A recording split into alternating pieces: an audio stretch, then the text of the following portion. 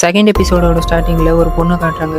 இவங்க தான் நம்ம ஹீரோயின் பாத்தீங்கன்னா ஒரு கிளைமருங்க. உயரமான இடத்துலயும் பெரிய பெரிய மலையில ஏறவங்கள தான் கிளைமர்னு சொல்லுவாங்க. இவங்க இப்பயும் அவங்க அப்பா கூட மலை ஏறிட்டு தான் இருப்பாங்க. அப்போ பேலன்ஸ் மிஸ் ஆகி கீழே விழும்போது அவங்க அப்பா தான் ரோப்பை பிடிச்சி காப்பாத்துவாரு. நான் இருக்கேன் பயப்படாதுன்னு சொல்லுவாரு. இப்போ அப்படியே கட் பண்ணி பிரசன்ட்ல காட்டுறாங்க. ஹீரோயின் தான் அப்பா கூட இருந்த விஷயத்தெல்லாம் நினைச்சு பாக்குறாங்க. இப்போ நான் கண்டிப்பா உயிரோட இருப்பேன்ப்பான்னு சொல்லுவாங்க.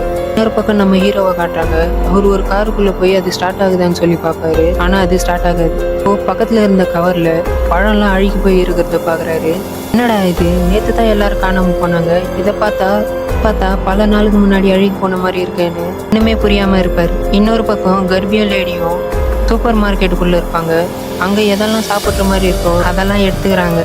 அதுக்கப்புறம் எல்லாம் ஒன்றா உட்காந்து சாப்பிடும்போது அந்த லேடியை பார்த்து ஹீரோ, உனக்கு எப்படி கேமில் இந்த விஷயம் தான் நடக்க போகுதுன்னு சொல்லி முன்னாடியே தெரியும்னு கேட்பான். அதுக்கு அந்த லேடியும் சொல்லுவாள், நீங்கள் வர்றதுக்கு ஒரு நாள் முன்னாடி தான் நானும் இங்கே வந்தேன், நான் ஏற்கனவே ஒரு கேமை விளையாடிருக்கேன், அதெல்லாம் நான் தான் வின் பண்ணேன் அப்படின்னு சொல்லுவாள்.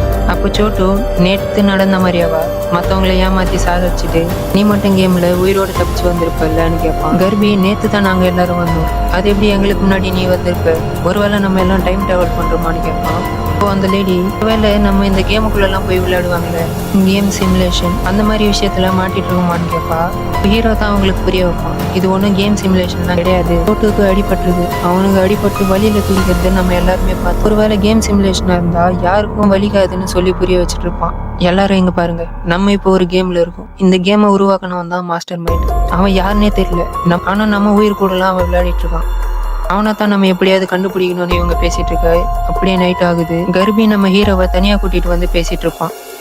நம்ம தனியா ஒரு கேம் விளையாடணும், சோட்டுக்கு அடிபட்டிருக்க, அவனை வச்சுக்கிட்டு நம்மளால விளையாட முடியாதுன்னு சொல்லுவான். ஆனா அவன் இல்லாம நம்ம எப்படி போத்துன்னு கேட்பான். நல்லா யோசி, இன்னும் 3 நாள் இருக்கு, அதுக்குள்ள நம்ம வெளியே போய் டாக்டரையோ இல்ல வேற யாரையாவது மீட் பண்ணா அவங்கள கூட்டிட்டு வந்து நம்ம சோட்டுவை பார்த்துக்கலாம், நம்ம சோட்டுக்கு ட்ரீட்மெண்ட் பண்ண வைக்கலாம்னு சொல்லுவான்.